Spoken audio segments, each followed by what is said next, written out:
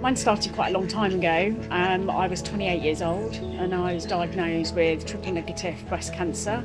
My mum had had it twice previously, so it was a surprise to obviously get it so young. At that time, treatment wasn't as advanced as it is today. So yeah, lots of rounds of chemo, quite heavy chemo and radiation. So I just hit 5 years, and my sister wanted to go for genetic testing.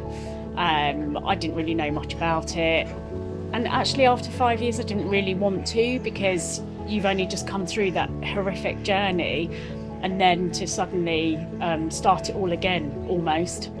So yeah, we went through the counselling and came back that I was positive for BRCA. My sister's negative, which is great. And so that then triggered a whole session of life-changing surgery, I think, for any female when you're diagnosed with BRCA. It's enormous.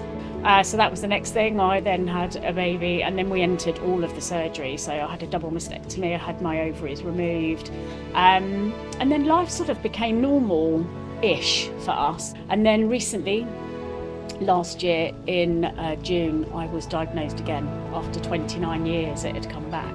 So even though I'd had all the surgery, it had come back with a hormonal tumour this time, which was positive and aggressive, so it was already active. So again, another round of surgery and chemotherapy.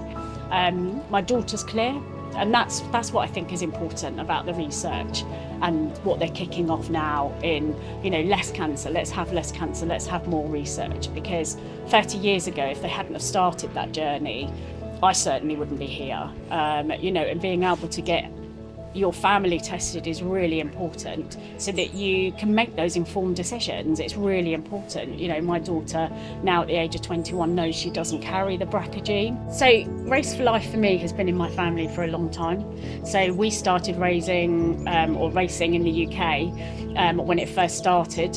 Not only for me but for my mum and other members of my family, and then I've done it every time in Guernsey. In terms of raising that awareness and raising those funds, it is so important, because not only for our generation but for generations to come. So if you think about my journey that started 30 years ago, the treatment I had 30 years ago would be completely different to the treatment that somebody would get today, and that is all down to that research and raising those funds for that.